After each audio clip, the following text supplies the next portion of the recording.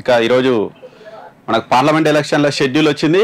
ఇక తెలంగాణలో ఉన్నటువంటి 17 ఎంపీ స్థానాల్లో ఎవరు గెలవబోతున్నారు, అసలు ఏంటి, దాదాపు కొన్ని స్థానాలకు సగం స్థానాలకు పైగా ప్రధాన పార్టీల అభ్యర్థులు ఎవరనే తెలిసిపోయింది. ఇక మనం ఇప్పటి నుంచి మనం రెగ్యులర్గా ఆ రివ్యూ చేసుకునే ఒక ప్రయత్నం చేద్దాం. నిజంగా అంటే ఎవరికి గెలుపు అవకాశాలు ఉన్నాయి, ఎవరి బలాలు ఏంటి, ఎవరి బలహీనతలు ఏంటి, అసలు నిజంగా ఎవరు గెలవచ్చు, మన అంచనాలు ఏంటి, మన గ్రౌండ్ నుంచి వచ్చినటువంటి సర్వే రిపోర్ట్స్ ఏంటి అనేది మనం చర్చించుకుందాం. అందులో భాగంగా ఈరోజు ఫస్ట్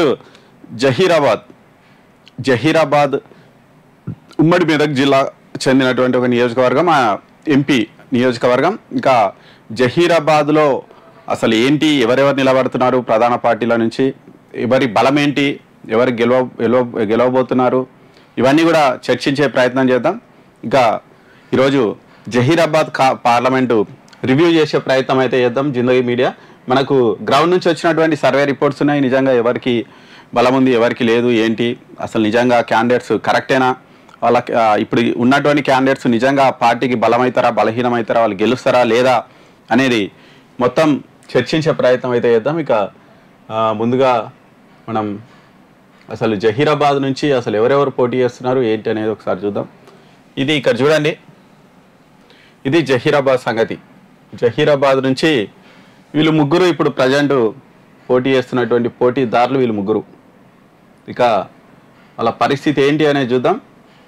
ఇక జహీరాబాదు 3 పార్టీలు కూడా మనకు అభ్యర్థులను కన్ఫర్మ్ చేసేసాయి. డిస్టర్బ్ చేస్తుంది కదా, 1 మినిట్, ఒక నిమిషం. ఓకే,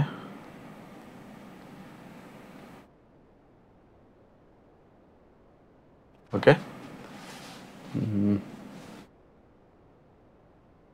జహీరాబాద్లో ఆల్రెడీ 3 పార్టీలు కూడా మనకు అభ్యర్థులను ఫైనల్ చేశాయి. ఇక మనకు కాంగ్రెస్ నుంచి సురేష్ షెట్కర్, మాజీ మంత్రి, గతంలో గెలిచినటువంటి నేత, 2009లో గెలిచిండు, 14లో ఓడిపోయిండు, మళ్ళీ తర్వాత కూడా ఓడిపోయిండు, 9లో గెలిచి ఆయన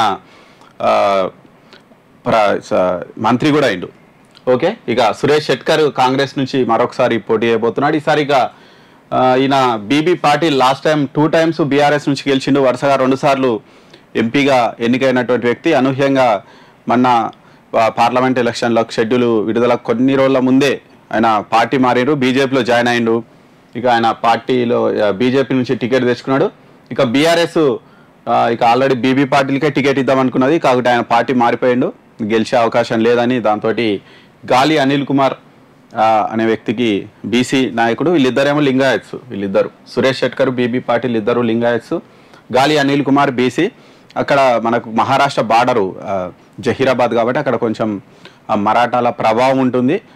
కాబట్టి వీళ్ళకు కూడా బాగా బీబీ పాటిల్కు మహారాష్ట్ర వాళ్ళతోటి బాగా సంబంధాలు కూడా ఉంటాయి, ఆ పక్కనే. కాబట్టి అక్కడ మహారాష్ట్ర ప్రభావం ఉంటుంది, ఆ ఓటర్లు కూడా కొంత మహారాష్ట్ర ప్రభావం ఉంటారు. అక్కడ కాస్త బీజేపీ గాలి కూడా ఇచ్చే అవకాశం ఉంది, ఎందుకంటే మహారాష్ట్రలో ఉండేది బీజేపీ గవర్నమెంటే ఉంది ఇప్పుడు, కాకపోతే అక్కడ బలంగా కూడా ఉంటుందని చెప్తూ ఉంటారు.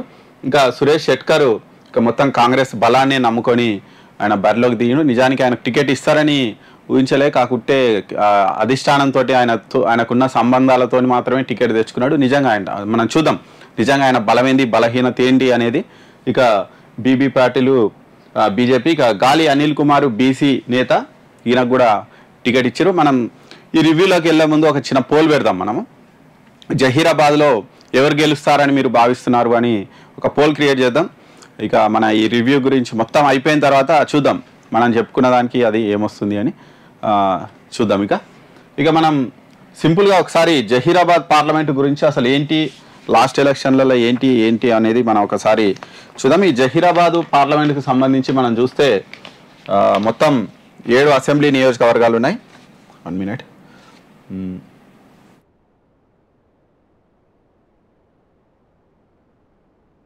ఓకే, ఇక జహీరాబాద్కి సంబంధించి చూస్తే మనకు మొత్తం 7 అసెంబ్లీ నియోజకవర్గాలు ఈ జహీరాబాద్ పరిధిలో ఉన్నాయి.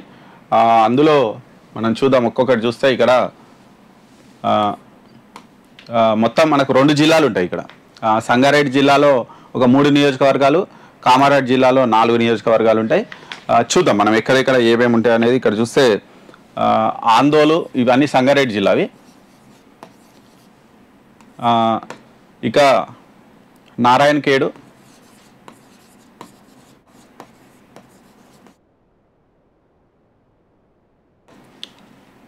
జహీరాబాదు, ఈ 3 కూడా సంగారెడ్డి జిల్లాకు చెందినటువంటి నియోజకవర్గాలు. ఈ 3 సంగారెడ్డి జిల్లాలో ఉన్నాయి ప్రజెంట్ ఈ 3. ఇక కామారెడ్డి జిల్లాకు చెందినవి 4 ఉంటాయి, 4 నియోజకవర్గాలు ఉంటాయి. ఇందులో చూస్తే కామారెడ్డి ఉంటుంది, ఇక ఆందోళన ఉంటుంది,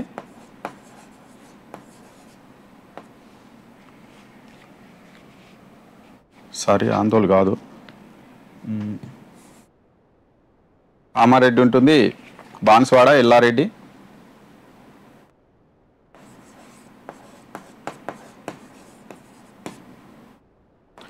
ఎల్లారెడ్డి ఉంటుంది, ఎల్లారెడ్డి నియోజకవర్గం. ఇక జుక్కల్. ఈ 4 నియోజకవర్గాలు కామారెడ్డి జిల్లాలో ఉంటాయి. ఇక ఆందోళనలో తెలుసు మనకు ఆల్రెడీ ఇక్కడ దామోదరం రాజనరసింహ ప్రజెంట్ కాంగ్రెస్ ముఖ్య నేత, ఆయన అక్కడ ఎమ్మెల్యేగా ఉన్నారు. ఈ ఆందోళన ఏమో కాంగ్రెస్కు ఉంది. ఇక నారాయణఖేడ్ కూడా, ఇక నెక్స్ట్ ఈ కామారెడ్డి ఒకటి బీజేపీకి ఉంది, బాన్స్వాడ బీఆర్ఎస్కి ఉంది, మన పోచారం గెలిచింది కదా, ఎల్లారెడ్డి కాంగ్రెస్కి ఉంది, జుక్కలు కూడా కాంగ్రెసే. ఇట్లా మొత్తం కాంగ్రెస్ స్థానాలే ఎక్కువ ఉన్నాయి, మిగతావి చాలా తక్కువ ఉన్నటువంటి పరిస్థితి అయితే ఉంది. ఇక నారాయణఖేడ్, జహీరాబాదు, నారాయణఖేడ్ బీఆర్ఎస్ అనుకుంటా, ఇది కాంగ్రెస్. మొత్తం అయితే కాంగ్రెస్కి 1, 2, 4 స్థానాలు కాంగ్రెస్కు ఉన్నాయి, ఒక 2 బీఆర్ఎస్కు, 1 బీజేపీకి ఉన్నటువంటి పరిస్థితి అయితే మనకు కనిపిస్తుంది. ఇక్కడ మొత్తం అసెంబ్లీలో చూస్తే మనం ఒకసారి మొన్న మొత్తం అసెంబ్లీ ఎలక్షన్లలో చూస్తే కాంగ్రెస్కు 5,49,000 ఓట్లు వచ్చినాయి. మొన్న అసెంబ్లీకి మొత్తం చూస్తే 5,49,000 చిల్లర ఉన్నాయి. ఇక బీఆర్ఎస్కు చూస్తే 5,30,000 ఓట్లు వచ్చినాయి. అంటే దాదాపు పోటా అనుకోవచ్చు.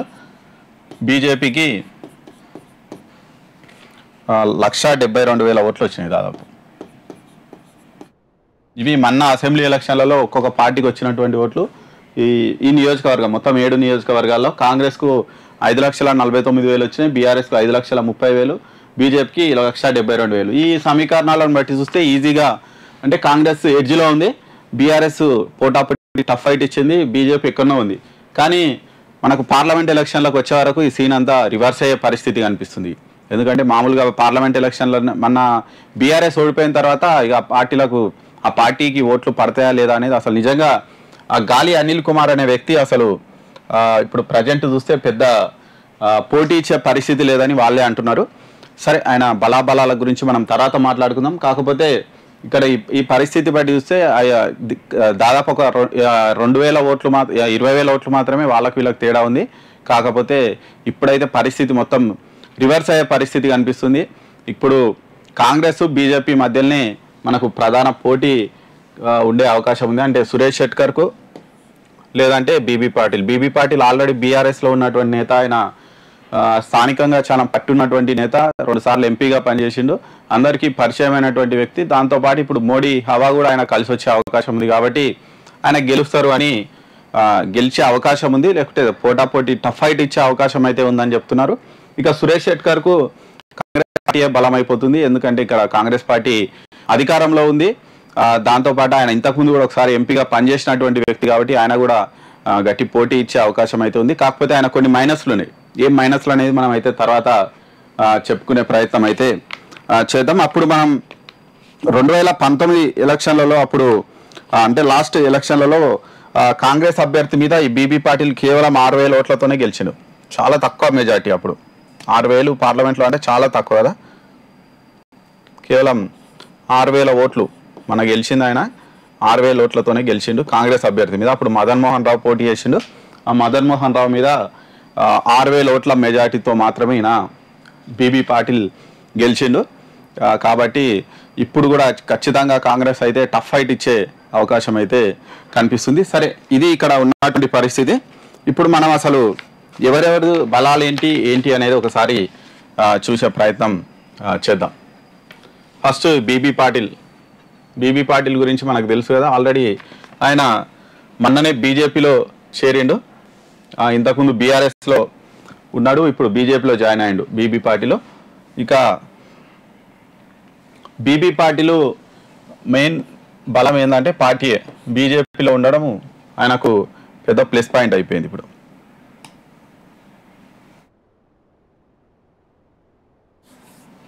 ఓకే, ఆయన బీజేపీ పార్టీయే ఆయనకు పెద్ద బలం అయిపోతుంది. ఇక ఇంకేం బలం ఉంది అంటే ఆయన లింగాయత్ వర్గానికి చెందినటువంటి వ్యక్తి. ఆ లింగాయత్స్ అక్కడ కొంచెం డామినేటెడ్ జహీరాబాద్ ఏరియాలో కాబట్టి ఈయన అది కూడా ఆయన కులం కూడా ఒక బలం అయిపోతుంది. కాకపోతే ఇప్పుడు కాంగ్రెస్ నుంచి పోటీ చేస్తే ఆయన కూడా లింగాయతే. అది ఇద్దరి మధ్యలో. ఇంకా అంతేకాకుండా ఆయన 2 సార్లు ఎంపీగా పనిచేసిండు కాబట్టి ఇది కూడా ఒకటి ప్లస్ పాయింట్. ఆ లోకల్లో బాగా పరిచయాలు ఉన్నాయి, బాగా అంటే నియోజకవర్గం మీద చాలా అవగాహన ఉంది. సరే, ఆయన ఇంతకుముందు ఏమైనా చేసి ఉంటాడు, అవి నేను చేశా అని చెప్పుకోనికి కూడా ఆయనకు అది కూడా ఉంది. ఇక కాకపోతే ఇవన్నీ నాకు ప్లస్లు. మెయిన్ 2 సార్లు ఎంపీగా పనిచేయడం, ఆయన కులం బలం ఒకటి, బీజేపీ బలము, మోడీ హవా, ఇవన్నీ కూడా ఆయనకు ప్లస్ పాయింట్లు. మైనస్ ఏంటంటే అసలు ఆయనకు సడన్గా టికెట్ ఎందుకు ఇచ్చారు? అనవసరంగా బీజేపీలోకి వచ్చినప్పుడు ఆయనకు టికెట్ ఇచ్చారు కాబట్టి ఆ లోకల్ బీజేపీ క్యాడర్ ఎవరు కూడా ఆయనకు సపోర్ట్ చేయడం లేదట. అటు బీఆర్ఎస్ వాళ్ళు దూరం అవుతున్నారు, ఇటు బీజేపీ వాళ్ళు కూడా దూరం అవుతున్నారు. అసలు సంగారెడ్డి జిల్లాలో ఆయనకు బలమే లేదని చెప్తున్నారు. సంగారెడ్డిలో చాలా మైనస్ అంట ఆయనకు. సంగారెడ్డి జిల్లాలో ఉన్నటువంటి ఆ 3 నియోజకవర్గాల్లో చాలా మైనస్లో ఉన్నాడు ఈయన.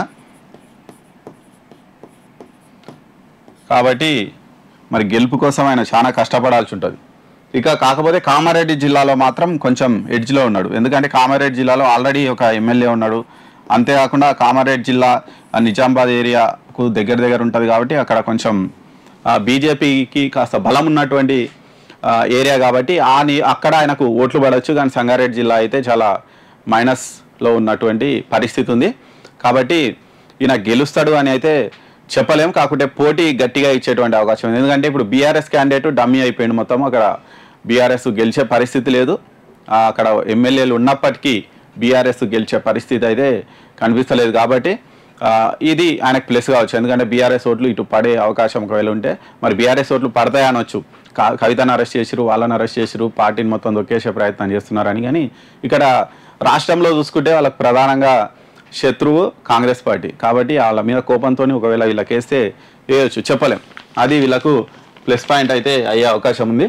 ఇది బీబీ పాటిల్ పరిస్థితి. అక్కడ ఈయన టఫ్ ఫైట్ ఇచ్చేటువంటి అవకాశం అయితే ఉంది. గెలుస్తాడని మనం చెప్పలేము, కానీ టఫ్ ఫైట్ అయితే ఇచ్చే అవకాశం ఖచ్చితంగా కనిపిస్తుంది.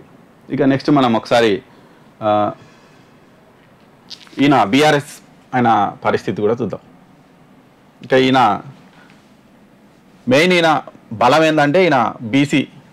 ఇప్పుడు పోటీలో ఉన్న ఇద్దరు లింగాయత్స్, ఈయన బీసీ వర్గానికి చెందినటువంటి వ్యక్తి కాబట్టి ఒకవేళ లింగాయత్ ఓట్లు వాళ్ళిద్దరూ చీల్చుకుంటే బీసీ వాదం ఈయనను బయట పడేస్తుందని చాలా టాక్టిక్గా కేసీఆర్ ఈయనను ఫైనల్ చేసిండు. కాకపోతే అది ఎంతవరకు పనిచేస్తుంది అనేది చూడాలి. ఈయన గతంలో కాంగ్రెస్లో ఉన్నాడు. ఈ మధ్యలో అంటే లాస్ట్ అసెంబ్లీ ఎలక్షన్లలోనే ఆయన కాంగ్రెస్ నుంచి బీఆర్ఎస్లోకి జంపు కొట్టిండు. మొన్న ఎలక్షన్లలోనే. ఒకవేళ అక్కడనే ఉంటే ఒకవేళ టికెట్ వస్తే వచ్చేదో మరేంటో కానీ మొన్ననే ఈయన కాంగ్రెస్ నుంచి బీఆర్ఎస్లకు జంపు కొట్టినటువంటి వ్యక్తి. నా యాక్చువల్ ఎందుకు కొట్టినంటే నర్సాపూర్ టికెట్ అడిగింది ఈయన. నర్సాపూర్కు సంబంధించి ఆ నర్సాపూర్ టికెట్ కాంగ్రెస్ వాళ్ళు ఇవ్వలే. దాంతో ఈయన జంపు కొట్టి ఇప్పుడు జహీరాబాద్ నుంచి బీబీ పాటిల్కు ఒకవేళ ఆయన పార్టీలో ఉంటే వాళ్ళకే టికెట్ ఇచ్చేది బీఆర్ఎస్ పార్టీ. కానీ ఆయన పార్టీ మారింది కాబట్టి ఈయనకి ఇచ్చేసింది. ఓకే, అట్లా మొత్తానికి అయితే ఈయన లోకల్ ఇక జహీరాబాద్కు చెందినటువంటి వ్యక్తే ఈయన. అంటే జహీరాబాద్ నియోజకవర్గం అసెంబ్లీ ఉంటుంది కదా, కాబట్టి ఆ లోకల్లో కాస్త పట్టు అయితే ఉంది. కాబట్టి ఇదొకటి ప్లస్ పాయింట్ అయ్యే అవకాశం ఉంది. కాకపోతే ఇప్పుడు కవిత అరెస్ట్ తర్వాత బీఆర్ఎస్ క్యాడర్ అంతా చెల్లాచెదురు అయిపోయింది. ఇక ప్రజెంట్ అంటే లోక్సభ ఎలక్షన్లలో మెయిన్ జాతీయ పార్టీల మధ్యలోనే పోటీ ఉండే అవకాశం ఉంది. మన దగ్గర అయితే లాస్ట్ టైం వచ్చినాయి, కానీ ఈసారి ఉన్న బీఆర్ఎస్ పార్టీ అసెంబ్లీలో కూడా ఓడిపోయింది కాబట్టి ఈసారి మైనస్ బాగా అవుతుంది. ఈ నేపథ్యంలో ఆయన గెలుస్తాడు అనేది మనం చెప్పలేం. కాకుంటే ఆయన చీల్చే ఓట్లు ఎవరికి ఎఫెక్ట్ పడతాయి అనేది మాత్రం ఇక్కడ చూడొచ్చు. కాబట్టి ఇక్కడ గాలి అనిల్ కుమార్ మనకు గెలుస్తాడు అని చెప్పలేము. అంటే కనీసం మరి ఓట్లు చీల్చి ఎవరో ఒకరి విజయావకాశాల మీద మాత్రం ఈయన ఎఫెక్ట్ చూపించే అవకాశం అయితే ఉంది. అది కేసీఆర్ కూడా తెలుసు, గెలవాడు అని అంచనాకు వచ్చే ఈయనకు టికెట్ ఇచ్చిరని ఆ లోకల్ వాళ్ళు అనుకుంటున్నారు. ఇక్కడ కూడా ఒక పార్టీలో కాస్త అసంతృప్తులు వీళ్ళు ఉన్నారు. కాకపోతే అక్కడ బాన్స్వాడలో కాస్త ఈయనకు పాడవచ్చు, ఎందుకంటే అక్కడ పోచారం ఉండు ఆయన ఎఫర్ట్ పెడితే మన పాడే అవకాశం ఉంది. కానీ అట్లా కూడా చెప్పలేము, ఎందుకంటే ఇవి అంతా పార్లమెంట్ ఎలక్షన్లు కాబట్టి అసెంబ్లీ ఎలక్షన్లకు దీనికి చాలా తేడా ఉంటుంది. మేము కూడా మామూలుగా అసెంబ్లీ ఎలక్షన్లో సర్వేకి పోయినప్పుడు వాళ్ళు ఓటర్లు చాలా స్పష్టంగా చెప్పారు, ఇప్పుడు పలానా పార్టీకి వేస్తాం, అప్పుడు మాత్రం ఈ పార్టీకి ఏమో మాకు వేరే ఐడియా ఉందని చెప్పారు. సరే పార్టీల పేరు మనం చెప్పవద్దు, కాకపోతే అప్పుడు వేసినటువంటి పార్టీకే ఇప్పుడు వేస్తారు అని మాత్రం గ్యారంటీ అయితే లేదు. ఓటర్లు చాలా క్లియర్గా ఉన్నారు. కాబట్టి ఇక్కడ గాలి అనిల్ కుమారు మనకు గెలిచే క్యాండిడేట్ అయితే కాదు. మాకు వచ్చినటువంటి సర్వే రిపోర్ట్లో మాత్రం ఈయన గెలుస్తాడని అయితే ఏం లేదు. ప్రధాన పోటీ మనకు అక్కడ కాంగ్రెస్ బీజేపీ మధ్యలోనే ఉండే అవకాశం అయితే చాలా క్లారిటీగా కనిపిస్తుంది. ఇంకా మనకు సురేష్ షెట్కర్ మనకు మెయిన్ ఇక్కడ క్యాండిడేట్, కాంగ్రెస్ క్యాండిడేట్ సురేష్ షెట్కర్. ఈయన గురించి చూద్దాం. అసలు ఈయన బలాలేంటి, బలహీనతలు ఏంటి, అసలు నిజంగా ఆయనకు టికెట్ ఇచ్చేది ఉండేనా, కాంగ్రెస్ పార్టీ తప్పు చేసిందా, ఏంటి ఏం కథ అనేది మనం ఒకసారి చూసే ప్రయత్నం అయితే చేద్దాం.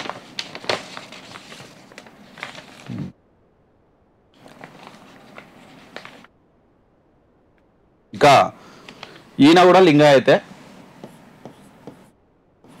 ఇంతకుముందు చెప్పుకున్నాం కదా, ఈయన కూడా లింగాయతే. కాకపోతే నిజంగా కాంగ్రెస్ పార్టీ లింగాయత్కు టికెట్ ఇచ్చేది లేకుండేనేమో అని మాకు వచ్చినటువంటి సర్వే రిపోర్టు.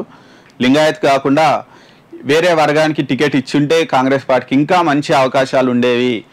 ఈ లింగాయత్కే టికెట్ ఇవ్వడము, సురేష్ షెట్కర్కు టికెట్ ఇవ్వడం వల్ల కాంగ్రెస్ అక్కడ నష్టపోయే అవకాశం ఉంది అని అయితే మనకు వచ్చినటువంటి సర్వే రిపోర్ట్లో అయితే చాలా స్పష్టంగా కనిపించినటువంటి అంశము. ఇక్కడ చూస్తే మనకు ఈ కాంగ్రెస్ వాళ్ళు మన ఎలక్షన్లలో 4 నియోజకవర్గాల్లో గెలిచిరని చెప్పుకున్నాం కదా. ఆందోళన, నారాయణఖేడ్, జుక్కలు, ఎల్లారెడ్డిలో కాంగ్రెస్ వాళ్ళు గెలిచిరు. జహీరాబాదు, బాన్స్వాడలో బీఆర్ఎస్ గెలిచింది. ఇక కామారెడ్డిలో మాత్రమే బీజేపీ గెలిచినటువంటి పరిస్థితి మనకు అనిపించింది. అయితే ఇక్కడ ఈయనకు ఉన్నటువంటి ఆల్రెడీ ఒకసారి ఎంపీగా పనిచేసిండు, 2009లో ఒకసారి ఎంపీ అయిండు, కేంద్ర మంత్రిగా కూడా పనిచేసిండు ఆయన.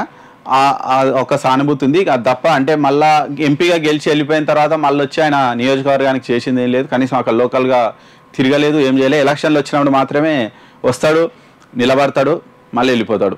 ఆ పేరు అయితే లోకల్లో బాగా అదొకటి బ్యాడ్ ఇమేజ్ అయితే ఆయన పైన ఉన్నది.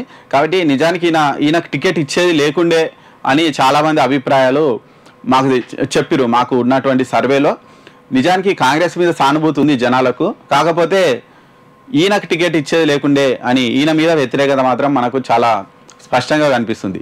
మరి ఈయనకి ఇవ్వకుండా మేము అది కూడా సర్వే చేసినాం. అంటే సరే సురేష్ షెట్కర్కి ఆల్రెడీ టికెట్ అనౌన్స్ చేశారు, మరి కాకపోతే ఇప్పుడు సురేష్ షెట్కర్కు కాకుండా ఇంకా అక్కడ ఇంకెవరున్నారు నిజంగా గెలిచేటువంటి నేత, కాంగ్రెస్లో గెలిచేటువంటి నేత ఇంకెవరైనా ఉన్నారా అనేది కూడా మేము మా టీం సర్వే చేసిన పరిస్థితి ఉంది. మా వాళ్ళు చేసిరు, సర్వే కూడా చేసిరు. ఆ సర్వేలో మాకు ఆసక్తికరంగా ఒకటి 2 పేర్లు వినపడ్డాయి. వాళ్ళకి ఇచ్చుంటే ఖచ్చితంగా కాంగ్రెస్ గెలుస్తుందని చాలా గట్టిగా చెప్పే అవకాశం ఉండే. కాకపోతే ఇప్పుడు సురేష్ షెట్కర్కి ఇవ్వడం వల్ల కాంగ్రెస్ చాలా డ్యామేజ్ అయ్యే అవకాశం మాత్రం మాకు స్పష్టంగా కనిపిస్తుంది. ఆ సురేష్ షెట్కర్కు ఇవ్వకుండా ఇంకెవరున్నారు అక్కడ అంటే నిజానికి లింగాయత్కు కాకుండా అక్కడ రెడ్డి సామాజిక వర్గానికి కనుక ఒకవేళ టికెట్ ఇచ్చుంటే ఇక్కడ ఈయనకు టికెట్ ఇచ్చేది లేకుండే, మరి ఎవరికి ఇచ్చేది ఉండే టికెట్ అనేది కూడా మేము సర్వే చేసినాం. రెడ్డి సామాజిక వర్గం వాళ్ళు అక్కడ చాలా బలంగా ఉన్నారు. ఆ రెడ్డి సామాజిక వర్గానికి చెందినటువంటి వ్యక్తికి టికెట్ ఇచ్చుంటే జహీరాబాద్లో కాంగ్రెస్ పార్టీ చాలా ఎడ్జ్లో ఉండేది. ఇక వాళ్ళకు కళ్ళు మూసుకొని గుండె మీద చేతేసుకొని హాయిగా పెద్ద ప్రచారం చేయకుండా గెలిచే పరిస్థితి అక్కడ ఉంది. కాకపోతే సురేష్ షెట్కర్ వల్ల అది మొత్తం మైనస్ అయ్యే పరిస్థితి మనకు కనిపిస్తుంది. మరి ఈ రెడ్డి సామాజిక వర్గంలో మాకు 1-2 పేర్లు వినిపించినాయి. ఆ పేర్లను గురించి చూద్దాం. ఫస్ట్ మెయిన్ మనకు ఉజ్వల్ రెడ్డి అనే వ్యక్తి, మనకు ఉజ్వల్ రెడ్డి ఎవరి ఉజ్వల్ రెడ్డి అనేది కూడా మేము సర్వే చేసినాము. ఆ సర్వేలో మాకు వచ్చినటువంటి ఫస్ట్ పేరు, ఈయనకు కాకుండా ఇంకెవరికి టికెట్ ఇచ్చేది ఉండే అనేది వస్తే మాకు వచ్చినటువంటి పేరు ఉజ్వల్ రెడ్డి. ఈ ఉజ్వల్ రెడ్డి జహీరాబాద్ లోకల్ చెందినటువంటి వ్యక్తి. ఆయన చాలా యాక్టివ్గా ఉంటాడు. ఈయన జహీరాబాద్ పరిధిలో ఉన్నటువంటి చిరాగ్పల్లి అనే గ్రామం ఈయనది. చిరాగ్పల్లి, ఆ చిరాగ్పల్లి గ్రామానికి చెందినటువంటి వ్యక్తి. వీళ్ళ నాన్న గతంలో 2 సార్లు ఎంపీపీగా పనిచేసిండు. వీళ్ళ ఫాదర్ కాంగ్రెస్ పార్టీకి చాలా లాయలిస్టు ఈయన ఫాదరు. ఈయన కూడా చాలా గట్టి వ్యక్తి. అలా 2 సార్లు ఎంపీపీగా పనిచేసినటువంటి వ్యక్తి. ఈయన ముఖ్యంగా ఏంటంటే ఆ కాంగ్రెస్ పార్టీకి బాగా సేవ చేసిండు. ఆ లోకల్లో మంచి పరిచయాలు ఉన్నాయి. అంతేకాకుండా దామోదరం రాజనరసింహకు రైట్ హ్యాండ్ లాగా ఉంటాడు ఈయన.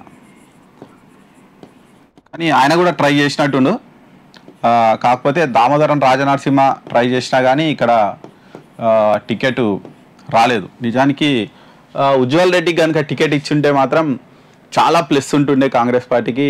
ఒకవేళ నిజంగా ఇప్పుడు కూడా ఛాన్స్ ఉంటే, ఒకవేళ లాస్ట్ టైం మార్చిరు కదా 1-2 సీట్లు చివరిలో నామినేషన్ టైంకు మార్చిరు, అట్లా ఒకవేళ మార్చాల్సి వస్తే ఈ సీటు మాత్రం ఖచ్చితంగా మార్చాలి. ఒకవేళ మార్చకపోతే మాత్రం కాంగ్రెస్ గెలుస్తుందని అక్కడ గ్యారంటీ అయితే మాకు కనిపించలే. అక్కడ లోకల్లో మేము చేసినటువంటి సర్వేలో వచ్చినటువంటి రిపోర్ట్ ఇది. కాంగ్రెస్కు పాజిటివ్ ఉన్నా ఈయన మీద బాగా నెగిటివ్ ఉంది. అది బీబీ పాటిల్కి ప్లస్ అయ్యే అవకాశం మనకు చాలా స్పష్టంగా కనిపిస్తుంది. ఆయన ప్లేస్లో క్యాండిడేట్ని కనుక మారిస్తే, ఉజ్వల్ రెడ్డి కనుక టికెట్ ఇస్తే అక్కడ కాంగ్రెస్ ఖచ్చితంగా పుంజుకునే అవకాశం అయితే ఉంది. ఇక అంతేకాకుండా ఈయన వైద్యుడు, రియల్ ఎస్టేట్తో పాటు డాక్టర్ ఉజ్వల్ రెడ్డి. ఈయన రియల్ ఎస్టేట్ వర్క్స్ కూడా ఆయనకు ఉన్నాయి. కాకపోతే ఆయన చాలా చాలా హెల్త్ క్యాంపులు అవి కూడా ఆ నియోజకవర్గంలో పెట్టున్నాడు. అంతేకాకుండా ఆయన 2023లో జహీరాబాద్ ఆగమ చంద్రశేఖర్కు సపోర్ట్గా ఆయన ప్రచారం కూడా చేసిండు. మొన్న ఎలక్షన్లలో జహీరాబాద్ నియోజకవర్గంలో ఆయన ముఖ్యంగా ఉండి ఈయన ప్రచారం కూడా చేసిండు. అంతేకాకుండా మంచి పనితనము, వివిధ నేతలతో అందరితో చాలా నియోజకవర్గ వ్యాప్తంగా చాలామంది నేతలతో, కాంగ్రెస్ నేతలతో చాలా సన్నిహిత సంబంధాలు ఉన్నాయి.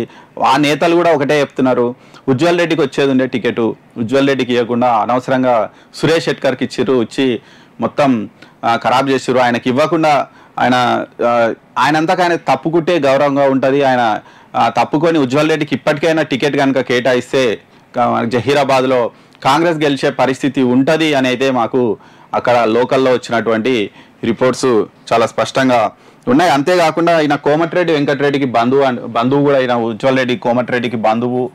ఇంత అంటే మంచి బ్యాక్గ్రౌండ్ ఉంది. ఇంత బ్యాక్గ్రౌండ్ ఉన్నా కానీ కాంగ్రెస్ పార్టీ చాలా లాయలిస్ట్ కాబట్టి పెద్ద ప్రెజర్ చేయలే. నిజంగా వేరే వాళ్ళు అయి ఉంటే నాకు టికెట్ ఇవ్వరా, నేను చాలా అది అని ఏదో ఒకటి చేస్తున్నాయి. అంటే రెబల్గా పోటీ చేయడమో లేకుంటే పార్టీ వ్యతిరేకంగా ఇంకేదో చేయడం అది చేస్తున్నాయి. కానీ వీళ్ళు చాలా లాయలిస్టు. అంటే కాంగ్రెస్ పార్టీనే నమ్ముకొని ఉన్నటువంటి వాళ్ళు చాలా రోజుల నుంచి, వాళ్ళ తండ్రి కాలం నుంచి కాంగ్రెస్నే నమ్ముకొని ఉన్నారు. ఎప్పుడు పార్టీ మారాలన్న ఆలోచన లేదు. పార్టీ కింది స్థాయి నుంచి, అంటే 10 ఏళ్ళు అధికారంలో లేకున్నా కింది స్థాయి నుంచి పార్టీని బలోపేతం చేయడానికి వీళ్ళు చాలా ట్రై చేశారు. అంటే చాలా కష్టపడ్డారు. అలాంటి నేత ఇలాంటి వారికి నిజంగా టికెట్ ఇచ్చుంటే జహీరాబాద్లో, అంటే ఇప్పుడు జహీరాబాద్ ఓడిపోతే కాంగ్రెస్ పార్టీ వాళ్ళంతగా వాళ్ళు చేసుకున్నట్టే. ఖచ్చితంగా గెలిచే సీటు అది, చాలా స్టాండర్డ్గా ఉన్నటువంటి సీటు. కానీ ఓన్లీ క్యాండిడేట్ అక్కడ మనకు చాలా మైనస్ అయ్యేటువంటి అవకాశం మాత్రం చాలా స్పష్టంగా కనిపిస్తుంది. అంతేకాకుండా ఇంతకుముందే మనం చెప్పుకున్నాము, సురేష్ షెట్కరు బీబీ పాటిల్ ఇద్దరు లింగాయత్స్. అక్కడ రెడ్డి డామినేషన్ బాగానే ఉంటుంది. ఇక్కడ జహీరాబాదు పార్లమెంట్ పరిధిలో అక్కడ లింగాయత్కు బీజేపీ టికెట్ ఇచ్చినప్పుడు కాంగ్రెస్ కనుక రెడ్డికి ఇచ్చుంటే ఖచ్చితంగా చాలా బలంగా ఉండేది, ప్లస్ అయ్యేది. కానీ ఎందుకో కానీ కాంగ్రెస్ పార్టీ ఇక్కడ తప్పటడుగు మాత్రం వేసింది. ఇప్పటికైనా దాన్ని సరిదిద్దుకుంటే వాళ్ళకి మంచిది. లేకపోతే అంటే ఉండే సీటు, దగ్గరకు వచ్చినటువంటి సీటు ఖరాబ్ చేసుకున్నటువంటి పరిస్థితి అయితే మనకు కనిపిస్తుంది. ఇక అంతేకాకుండా ఇక్కడ ఉజ్వల్ రెడ్డికి ఉన్నటువంటి ప్లస్ ఏంటంటే ఈయన ఆందోళన జహీరాబాద్ నియోజకవర్గాల్లో చాలా స్పష్టమైనటువంటి బలం కలిగి ఉన్నటువంటి నేత. ఈయన ఎవరు ఉజ్వల్ రెడ్డి. కాబట్టి ఆయనకు టికెట్ ఇస్తే మంచిగా ఉండే కాకపోతే అక్కడ మెయిన్ ప్రాబ్లం ఏమైందంటే ఈయన టికెట్ ఇవ్వడమే మైనస్ అవుతుంది. ఆయన టికెట్ ఇవ్వకుండా ఈయనకి ఇచ్చుంటే మాత్రం ఖచ్చితంగా గెలిచే అవకాశం అయితే మనకు కనిపిస్తుంది. మెయిన్ ఈ ఉజ్వల్ రెడ్డి ఇప్పటికైనా ఉజ్వల్ రెడ్డికి టికెట్ ఇస్తే కాంగ్రెస్ ప్లస్ అవుతుంది, లేకుంటే లేదు. ఒకవేళ ఉజ్వల్ రెడ్డి కాకుండా ఇంకెవరైనా ఉన్నారా అనే విషయంలో కూడా మా టీం సర్వే చేసింది. ఆ సర్వే చేస్తే మాకు ఇంకొక వ్యక్తి పేరు కూడా వచ్చింది. ఆ వ్యక్తి ఎవరు అంటే చంద్రశేఖర్ రెడ్డి.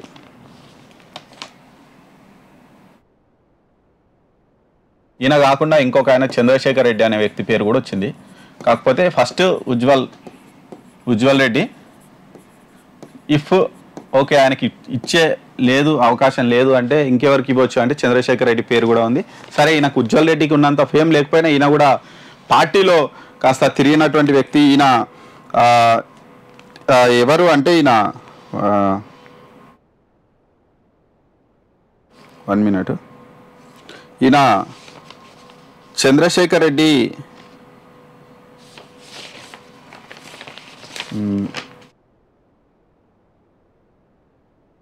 ఈయన నారాయణఖేడ్ ఎమ్మెల్యే సంజీవ్ రెడ్డి సోదరుడు.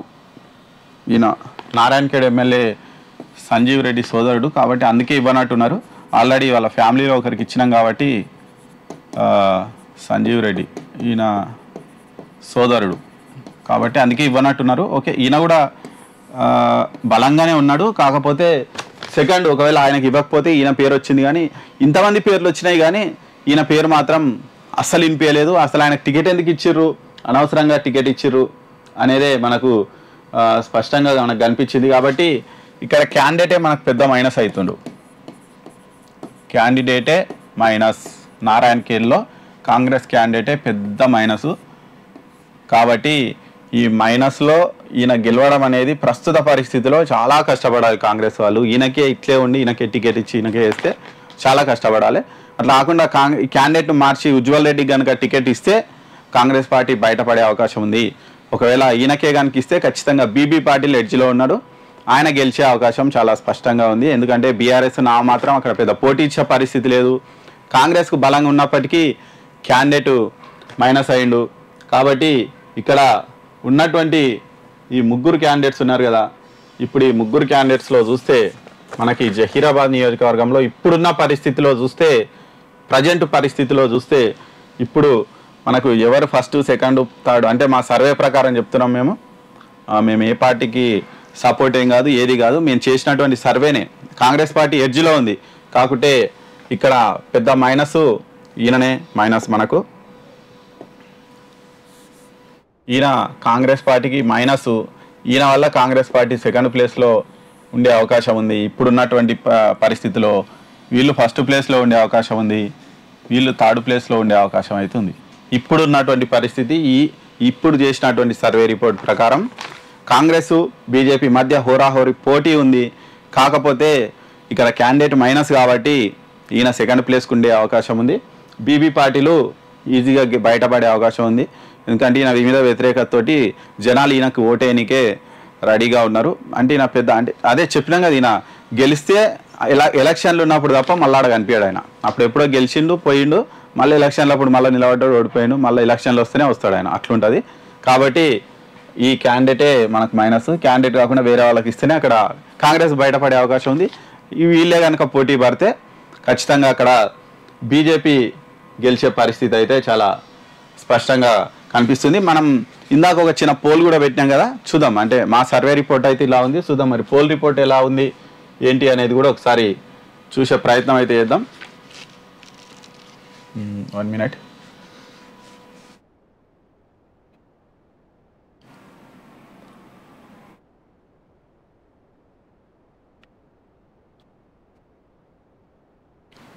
వాళ్ళు పోల్ పెట్టారు ఇప్పుడే. జహీరాబాద్లో ఎవరు గెలుస్తారు అని.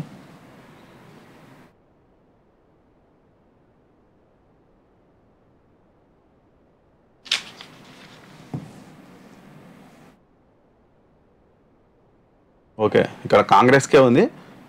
ఓకే ఓకే, ఓట్లు ఇప్పుడే పడుతున్నాయి. సరే, కాంగ్రెస్ ఫస్ట్ ప్లేస్లో, బీజేపీ సెకండ్ ప్లేస్లో, బీఆర్ఎస్ థర్డ్ ప్లేస్లో కనిపిస్తుంది.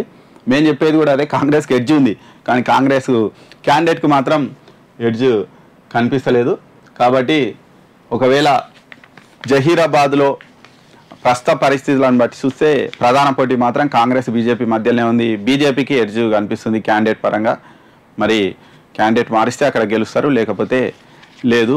అది జహీరాబాద్ పార్లమెంటు పరిధిలో ఉన్నటువంటి అప్డేట్స్ మేము ఇచ్చాం. ఇక నెక్స్ట్ ప్రతి నియోజకవర్గానికి సంబంధించి కూడా ఈ సర్వే రిపోర్ట్స్ను మేము చేశాము. ఆ సర్వే రిపోర్ట్స్ను మీకు అందించే ప్రయత్నం జిందగీ మీడియా చేస్తుంది.